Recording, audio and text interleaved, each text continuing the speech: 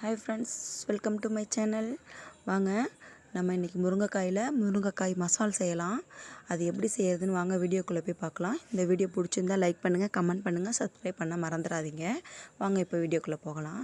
முருங்கைக்காய் மசால் செய்கிறதுக்கு முருங்கைக்காயை கழுவிட்டு கட் பண்ணி ஒரு விசில் விடுறதுக்காக குக்கரில் வச்சுட்டேன்.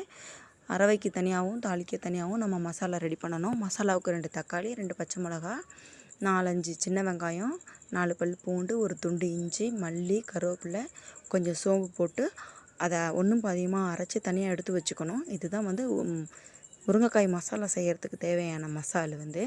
தாளிக்கிறதுக்கு ஒரு கைப்பிடி அளவுக்கு சின்ன வெங்காயம், 2 தக்காளி, கருவேப்பிலை இது தனியாக நான் எடுத்து வச்சுக்கிட்டேன்.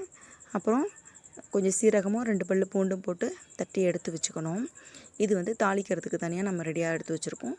அரவைக்கு தனியாக தாளிக்க தனியாக எடுத்து வச்சுக்கிட்டோம். இப்போ குக்கர் ஒரு விசில் விடணும். முருங்கைக்காய் போட்டுக்குமே அது ஒரு விசில் விடணும்.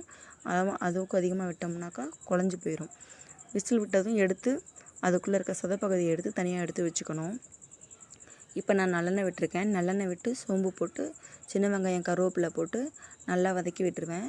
வதக்கி விட்டுட்டு நம்ம இடித்து வச்சுருக்கோமே சீரகம் பூண்டு இது 2ஐயும் போட்டு நல்லா வதக்கிடணும். வதக்கினதுக்கப்புறம் நம்ம அரைச்சி வச்சுருக்க மசாலாவும் கட் பண்ணி வச்சுருக்க தக்காளியும் போட்டு நல்லா வதக்கி விட்டுறணும். தக்காளி வெந்து சதைப்பகுதி தோல் பகுதியெலாம் தனித்தனியாக பிரியும் பாருங்கள். தக்காளி தொக்கு செய்கிறப்ப எப்படி எந்தளவுக்கு தக்காளி ஜூஸ் எல்லாம் இறங்கி ட்ரை ஆகுமோ அந்தளவுக்கு வர வரைக்கும் வதக்கி விட்டுறணும். வதக்கி விட்டதுக்கப்புறம் நம்ம தேவையான அளவு உப்பு போடணும். உப்பு, மஞ்சத்தூள், மிளகாய்த்தூள், மல்லித்தூள் கொஞ்சோண்டு போட்டு நல்லா ஃப்ரை பண்ணிடுங்க.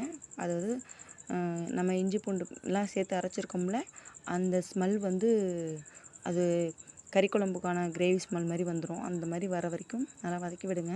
மசாலா போட்டதுக்கப்புறம் கொஞ்சம் ட்ரை ஆயிரும். அதனால் நம்ம நல்லெண்ணெய் மேற்கொண்டு கொஞ்சம் ஊற்றிக்கலாம்.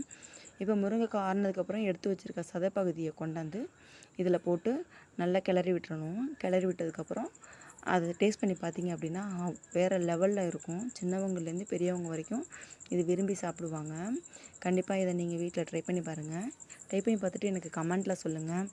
லைக் பண்ணுங்கள், சப்ஸ்கிரைப் பண்ண மறந்துடாதீங்க. தேங்க்யூ, பாய்.